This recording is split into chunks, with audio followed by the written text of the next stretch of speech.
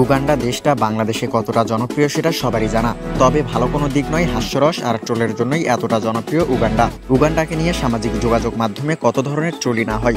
আমাদের দেশের মানুষ তো কথায় কথায় টেনে আনে পূর্ব আফ্রিকার এই দেশটাকে। তবে হাস্যরসের দেশ এই উগান্ডায় টেস্ট খেলুড়ে জিম্বাবুয়ে ও এক সময়কার চমক জায়গা নিয়ে দল কেনিয়াকে হারিয়ে 2024 টি-20 বিশ্বকাপের মূল পর্বে জায়গা করে নিয়েছে।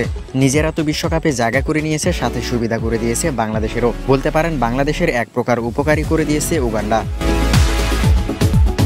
কিন্তু তারা কি এমন করেছে যে তাদেরকে নিয়ে এত কথা বলছি? চলুন দেখে নেওয়া যাক তারা আসলে বাংলাদেশের কতটা উপকার করেছে। এবারে টি-20 বিশ্বকাপে অংশ নিতে চলা 20 দলের অধিনায়কদের মধ্যে ব্যাট হাতে সবচেয়ে কম স্ট্রাইক রেটের তালিকায় 19 নম্বরে আছেন বাংলাদেশের অধিনায়ক নাজমুল হোসেন শান্ত। গত ফেব্রুয়ারিতে 3 সংস্করণেই বাংলাদেশের স্থায়ী অধিনায়কের দায়িত্ব পাওয়া নাজমুলের আন্তর্জাতিক টি-20তে স্ট্রাইক রেট 111.06। তার নিচে আছেন শুধু উগান্ডার অধিনায়ক ব্রায়ান মাসাবা, তার স্ট্রাইক রেট 107.94। এ তালিকায় সবার উপরে দক্ষিণ আফ্রিকার অধিনায়ক এইডেন মার্করাম, তার স্ট্রাইক রেট 150.67। আফ্রিকান অঞ্চলের টি-20 বিশ্বকাপ বাছাই পর্বে জিম্বাবুয়েকেই সবাই ফেভারিট ভেবেছিল। সবাই ধরে নিয়েছিল বিশ্বকাপে কোয়ালিফাই করে ফেলেছে জিম্বাবুয়ে, কারণ আফ্রিকা অঞ্চলের বিশ্বকাপ বাছাই পর্বে জিম্বাবুয়েই ছিল সবথেকে শক্তিশালী দল। জিম্বাবুয়ের মতো দল বাদ পড়ে যাবে এটা কেউ কল্পনাও করতে পারেনি। তবে যা কেউ কল্পনা করেনি তাই হয়েছে। বিশ্বকে চমকে দিয়ে জিম্বাবুয়েকে হারিয়ে বিশ্বকাপে জায়গা করে নিয়েছে উগান্ডা। ইতিহাস তৈরি করে প্রথমবারের মতো বিশ্বকাপের মূল পর্বের টিকিট পায় তারা। যদি উগান্ডার জায়গায় জিম্বাবুয়ে বিশ্বকাপে খেলার যোগ্যতা অর্জন করত, তাহলে অধিনায়কদের মধ্যে স্ট্রাইক রেটে তলানিতে পড়ে থাকতেন নাজমুল হোসেন শান্ত, কারণ জিম্বাবুয়ের টি-20 দলের অধিনায়ক সিকান্দার রাজার স্ট্রাইক রেট 133.78, যা শান্তর চেয়ে অনেক বেশি।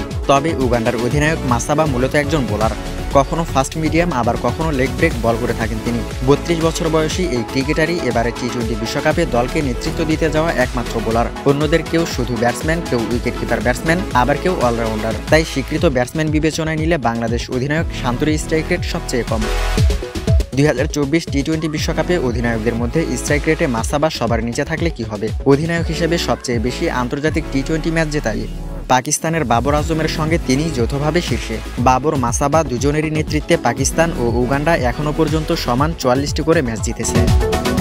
2022 সালে অস্ট্রেলিয়ায় অনুষ্ঠিত সর্বশেষ টি-20 বিশ্বকাপে 5 ম্যাচে 180 রান করে নাজমুলই ছিলেন বাংলাদেশের সর্বোচ্চ রান সংগ্রাহক। কিন্তু স্ট্রাইক রেট খুব একটা সুবিধার ছিল না, 114.46। এবার আরেকটি টি-20 বিশ্বকাপের বছরে নাজমুলের স্ট্রাইক রেট আরও কম, 105.71। ঘরের মাঠে জিম্বাবুয়ের বিপক্ষে চলমান সিরিজে আরও বাজে, মাত্র 94.87।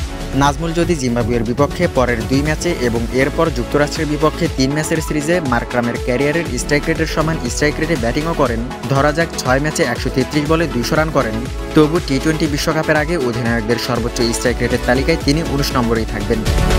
তাই রসিকতা করে হলেও বলতেই হয়, ভাগ্যিস উগান্ডা ছিল, নয়তো বাংলাদেশের অধিনায়ককে তলানিতেই পড়ে থাকতে হতো।